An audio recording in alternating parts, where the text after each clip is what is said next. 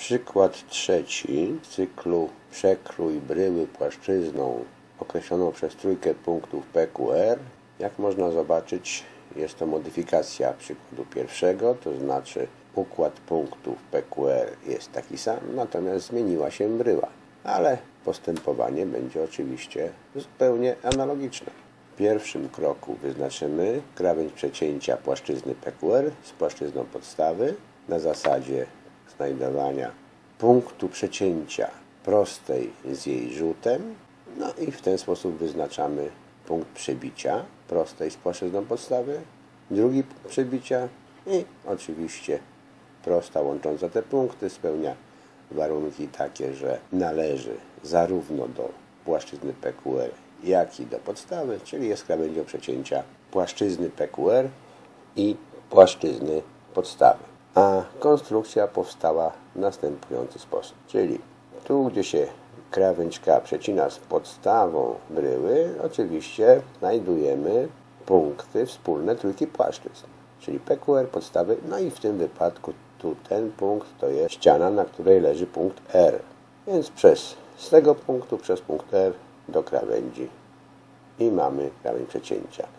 W drugą stronę z tego punktu wspólnego trójki płaszczyzn przez Q do krawędzi i mamy przecięcie ścianą tą przednią. Ściana ta górna, gdzie leży punkt P, jest równoległa do podstawy.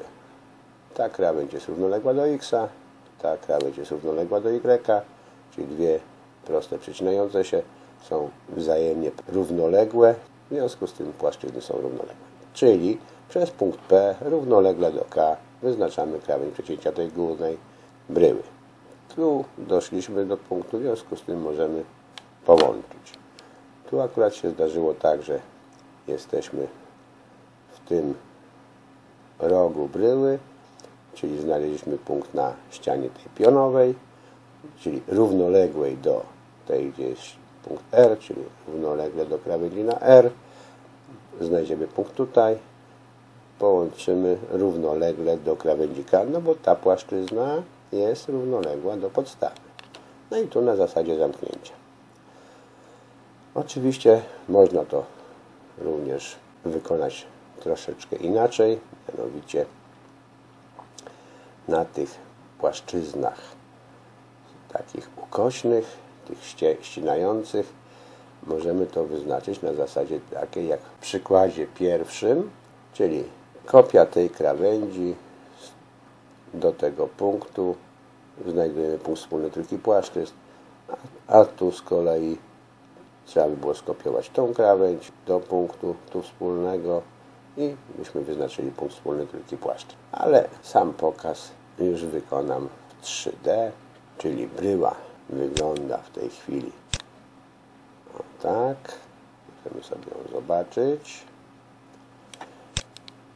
No i tak jak w poprzednich przykładach wygodniej nam będzie to obserwować, gdy włączymy widok szkieletowy.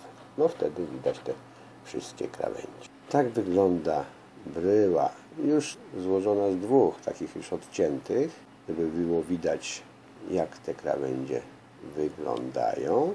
I ta kolorowa to jest płaszczyzna PQR. Zaczniemy od pierwszego kroku, czyli znajdziemy krawędź przecięcia płaszczyzny PQR z podstawą. Było to na zasadzie takiej, że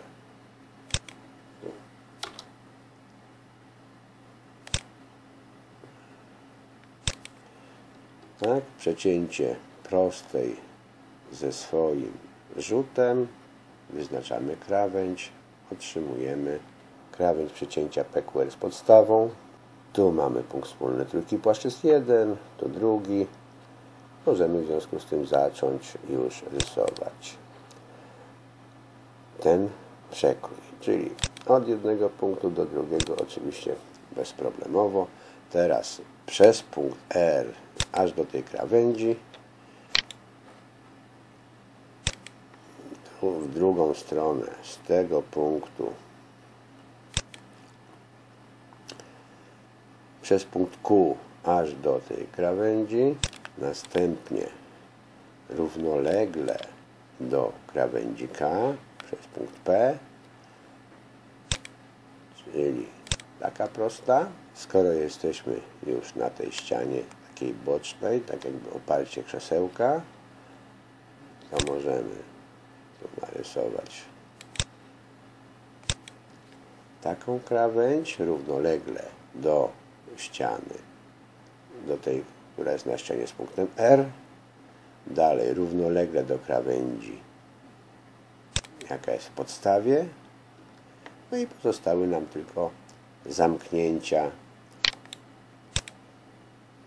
czyli od tego punktu do tego punktu i od tego punktu do tego punktu. Żeby zobaczyć, jak to wygląda w przestrzeni 3D, włączę w tej chwili takie modelowanie, cieniowany wygląd. No, mamy dwie bryły, wyłączymy tą drugą bryłę, czyli tak by wyglądał ten przekrój bryły płaszczyzny. Te wykreślone krawędzie są zgodne z tym, co jest w przekroju bryły. Po wyłączeniu tych wszystkich krawędzi konstrukcyjnych możemy obejrzeć bryłę taką, jaką uzyskaliśmy w wyniku przekroju. Ona wygląda w ten sposób.